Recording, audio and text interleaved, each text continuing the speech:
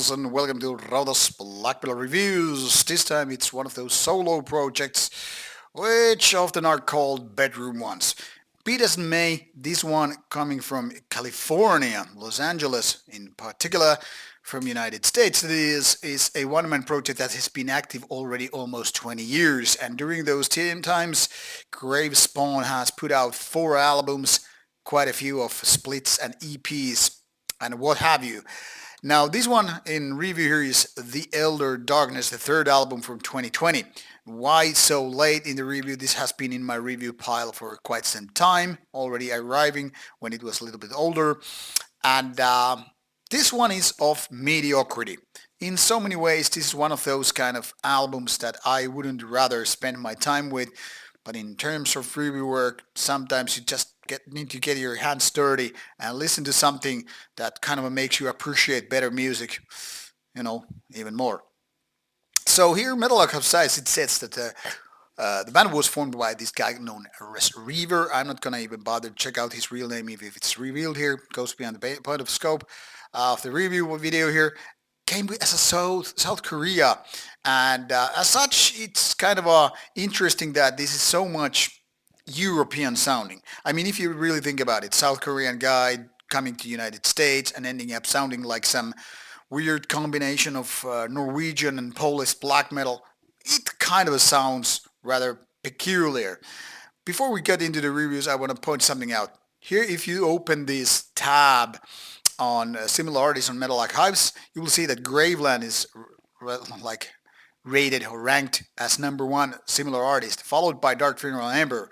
Now, haven't been listening to the previews or the album after this one, so we can't really compare, but I can totally agree with the Graveland point. However, I would say The Elder Darkness has quite a Dimmu Borgerian take on the music.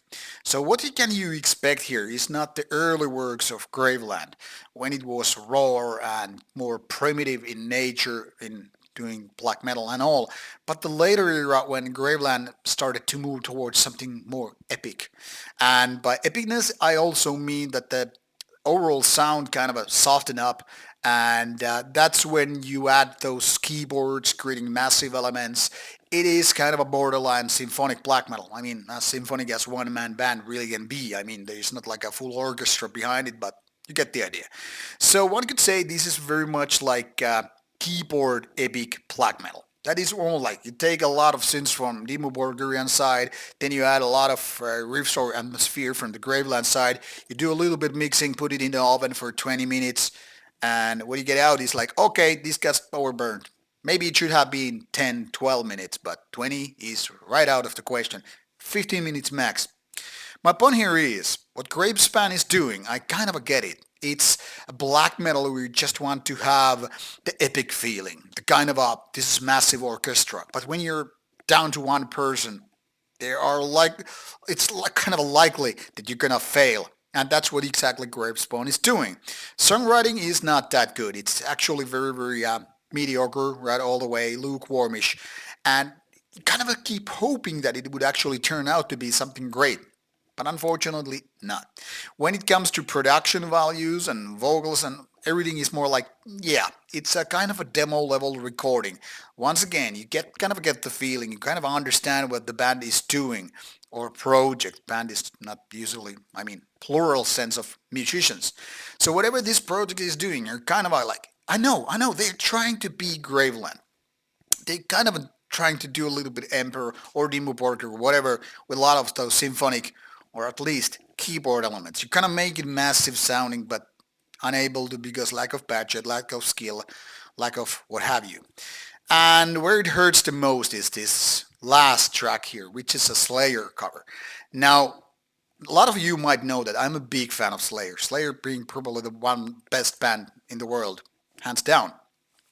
And whenever I see a band doing a cover song of some better band, what they are doing themselves, I'm all over like, okay, I know where this is heading.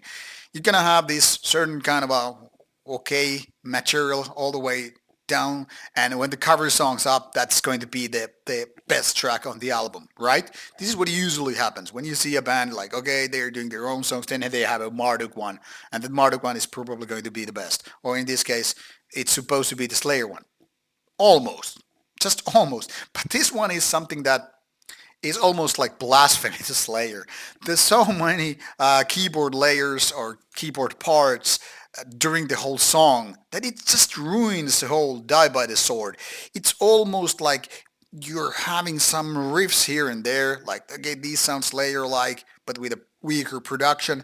But instead, you're breaking the song into pieces and try to recompile, but only have like, okay, what are these screws for? Why we have these extra parts here? They were not here when I started disassembling the whole song. So what you have in essence is a poorly reassembled piece of work, which is the cover song, which is more like now you ruined the whole song. You don't add that many keyboard parts to the song and make it sounds like Slayer. First of all, it's not powerful, it's not cool in any possible mean, and it sounds lame. So it's like some people would say, yeah, he raped the song. I don't like to use the word rape, but that's essentially what's happening. It's almost like he decided to piss the grave of, I don't know, Jeff Hanneman, and like, hey, see what I did with your work. It's almost like giving a finger to a Slayer song. Like, why would you do that? If you're a fan of the band, why would you reassemble a song which was really good to begin with? Now it just hurts my ear to listen to this one, and it's more like this is how you ruin an album. Now, mind you, overall, I wouldn't say The Elder Darkness is total piece of crap, but even at its best, it's just so goddamn mediocre that a lot of bands doing their first demos are on the same level. So given that this is the third album by the band, I'm more like, I don't even want to see this at Steelfest. No, this review comes after the Steelfest, so who knows, maybe I have actually seen the band. But this kind of album doesn't really spark my interest. It's not like bad, but it's borderline bad. And that's enough for me to just avoid the band. I'm sorry to say it, I hope the band member in question don't get butthurt by my words. This is just my opinion. Somebody else might actually like this album a lot. But I really can't recommend you to check out this one. If you want to ruin your day, just give a go with this Die by the Sword cover, and you know what I mean.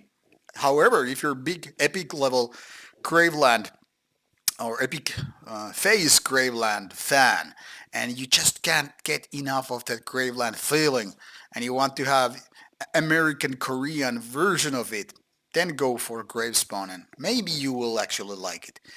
I kind of doubt it, but who knows? Minds are different. So there you go.